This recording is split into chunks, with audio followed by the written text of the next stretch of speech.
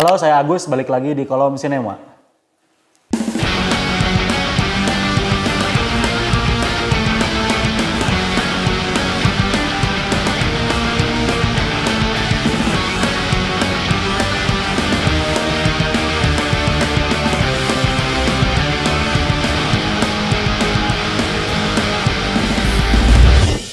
Dalam kehidupan masa prasejarah, banyak diketahui hewan-hewan yang dulu sebelum manusia menghuni kehidupan di bumi, sudah lebih dulu ada kehidupan-kehidupan lain, seperti misalnya dinosaurus yang banyak dibuktikan keberadaannya, maupun hewan-hewan laut yang pada masa modern ini akhirnya terbukti bahwa dulu kala pernah berada dan menghuni kehidupan di dunia.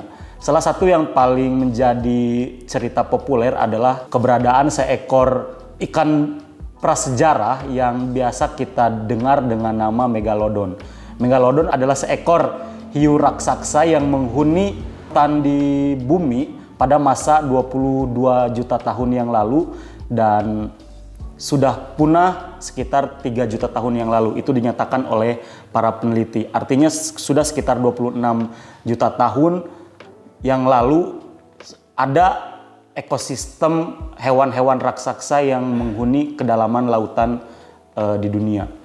Kemudian hewan-hewan tersebut akhirnya punah dengan berbagai alasan seperti tekanan lingkungan hidupnya, kemudian pemanasan global, dan mungkin saja pada zaman dulu ketika manusia belum menghuni daratan bumi, banyak hujan meteor yang akhirnya membuat populasi hewan tidak bisa lagi bertahan dan membuat hanya sedikit hewan-hewan yang bisa melalui masa-masa sulit itu sebelum keberadaan manusia. Nah, mengapa saya membahas terkait hewan-hewan prasejarah yang hidup jutaan tahun yang lalu ini? Karena saya akan membincangkan sebuah film yang berjudul The Meg Trends. The Meg ini adalah sequel dari film yang berjudul sama, The Meg 1, yang tayang pada tahun 2018, yang menceritakan bahwa ternyata di dunia modern ini ternyata masih ada sebuah koloni hewan purba yang berukuran raksasa yang ternyata masih mendiami palung-palung terdalam yang ada di lautan di bumi. Dan dalam hal ini adalah sosok Megalodon. Kawan-kawan yang sudah menonton film pertamanya pasti memahami bahwa film ini menyuguhkan, hal utamanya itu adalah menyuguhkan tentang aksi-aksi gila yang di luar nalar ataupun di luar kelogisan dari pikiran manusia ataupun kajian-kajian sains, dan lebih mengedepankan tentang aksi-aksi gila yang sifatnya menghibur. Dan kalau The Meg yang tayang pada tahun 2018 itu sudah keluar dari pakem logika, maka The Meg Trends yang tayang pada Agustus 2023 ini lebih jauh keluar dari pakem-pakem logika. Artinya jangan sekali-kali berharap bahwa teman-teman mendapatkan sebuah kajian teoritis ataupun kajian yang didasarkan pada ilmu-ilmu sains yang membuat hal-hal yang terjadi dalam film ini masuk akal, karena teman-teman tidak akan mendapatkan itu semua di dalam film The Meg Trends ini. Tetapi kalau teman-teman mencari sesuatu yang sifatnya menghibur, sesuatu yang sifatnya heroik, aksi-aksi gila dan menantang nyawa, maka film The Meg 2 ini cocok untuk kawan-kawan tonton. Bercerita tentang seorang aktivis lingkungan yang bernama Jason Statham yang bekerja di sebuah perusahaan konservasi laut, di mana perusahaan ini menindak tegas orang-orang atau lembaga-lembaga yang bertindak secara ilegal untuk mengeksploitasi sumber daya laut. Nah, kalau di film pertama musuh dari Jason Statham ini adalah Megalodonnya secara langsung, tetapi kalau di film keduanya ini musuh dari aktor utama Jason Statham ini yaitu bukan lagi koloni dari Megalodon, tetapi musuh dari Jason Statham adalah perusahaan-perusahaan ilegal yang eksploitasi sumber daya laut. Yang di dalam hal ini diceritakan bahwa ternyata di kedalaman 25.000 kaki di bawah permukaan laut itu ada sebuah tambang ilegal yang diinisiasi untuk mengeruk segala sumber daya yang ada di dalam laut. Nah, kemudian pun perusahaan ilegal ini diketahui keberadaannya oleh Jason Statham, dan kemudian mau tidak mau perusahaan yang dia naungi itu kan bekerja di bawah pemerintah, kemudian menangani segala tindakan ilegal dan memaksa mereka harus masuk ke dalam hutan yang memiliki kedalaman yang mengerikan, yaitu 25.000 di bawah permukaan laut. Karena di masa modern ini, setahu saya, kawan-kawan bisa ralat kalau mungkin ada penelitian terbaru atau ada kajian terbaru, manusia dengan teknologi termutakhirnya baru bisa menyelami kedalaman laut itu sedalam 11.000 meter di bawah kedalaman laut yang berada di kedalaman Palung Mariana. Sementara di film ini diceritakan bahwa manusia telah berhasil mengeksplorasi kedalaman laut itu di bawah 25.000 meter di bawah laut. Dan itu artinya mungkin saja di masa depan, entah 10, 20, 30 tahun lagi dari sekarang, manusia memang bisa mengeksplor lautan sedalam itu. Bukankah banyak teknologi-teknologi yang pada masa lalu kita anggap sebagai sesuatu yang mustahil dan tidak bisa diwujudkan, toh pada akhirnya 10 tahun, 5 tahun sekarang terbukti bisa dihasilkan oleh manusia dengan teknologi-teknologi terbarunya. Contoh misalnya pada zaman Mesir kuno mungkin, manusia hanya bisa berimajinasi dan bermimpi bahwa ada sebuah kendaraan yang bisa melayang di udara gitu. Dan pada masa modern akhirnya terbuktikan ada pesawat yang ternyata bisa menjadi alat transportasi bagi manusia. Terbaru kan ada mobil terbang yang dikenalkan di Qatar pada tahun 2021. Itu kan bagi manusia tahun 70 atau 80 itu masih menjadi sesuatu yang mustahil. Tapi pada abad 21 sekarang itu menjadi sesuatu yang lumrah dan memang terbukti bisa gitu. Nah, mungkin saja di 20 tahun ke depan ada teknologi yang memungkinkan manusia bisa menyusuri kedalaman laut yang begitu dalam.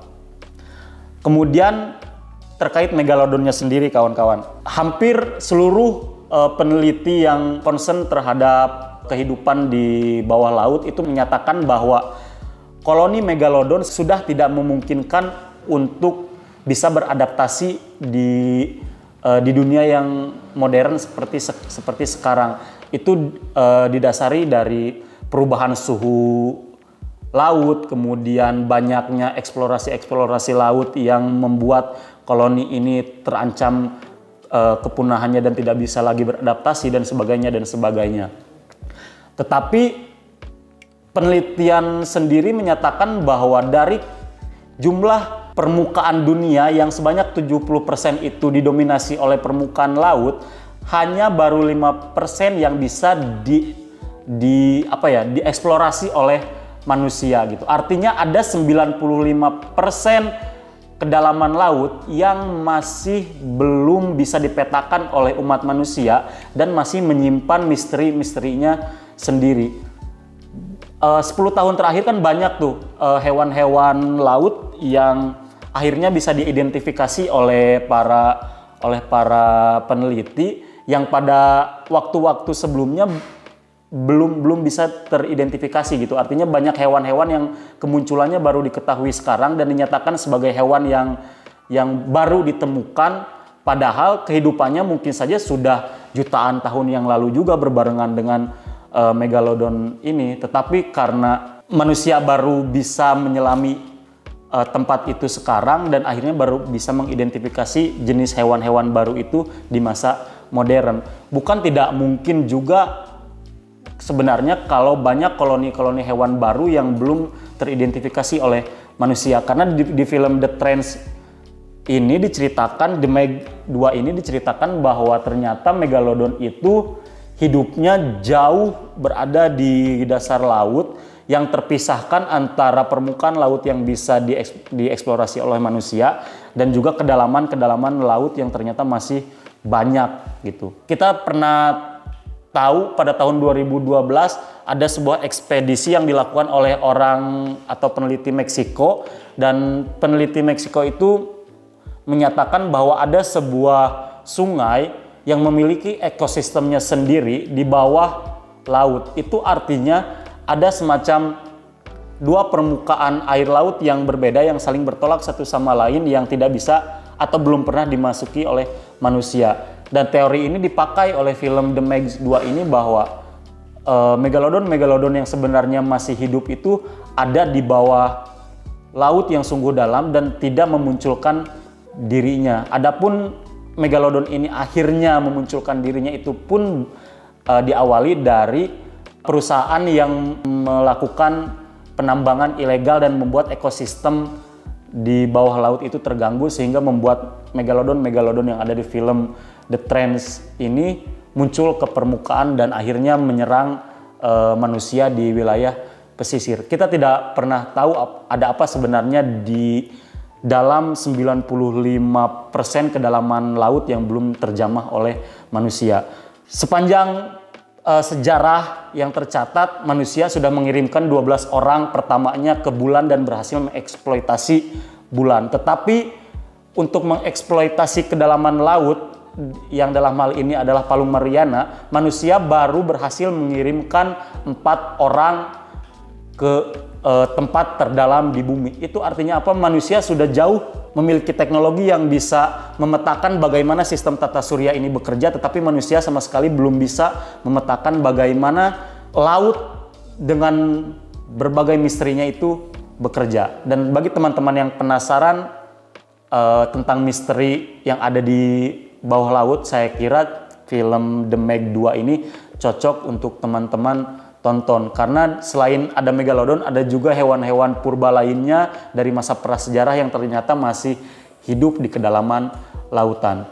Bukan tidak mungkin kan, karena semua kemungkinan masih terbuka apabila penelitian itu belum mendapat bantahan dari penelitian yang terbaru. Artinya selain kemungkinannya masih ada, bukti-bukti lain yang menunjukkan bahwa megalodon masih memungkinkan untuk hidup di dasar laut itu dengan banyak rekaman-rekaman video yang berhasil ditemukan bahwa ada sosok hewan raksasa yang berhasil direkam oleh kamera pengintai, meskipun itu banyak dibantah sebagai hiu putih raksasa yang memang masih hidup gitu. Kita tidak pernah tahu apa yang akan terjadi selanjutnya yang ditemukan oleh manusia di kedalaman laut.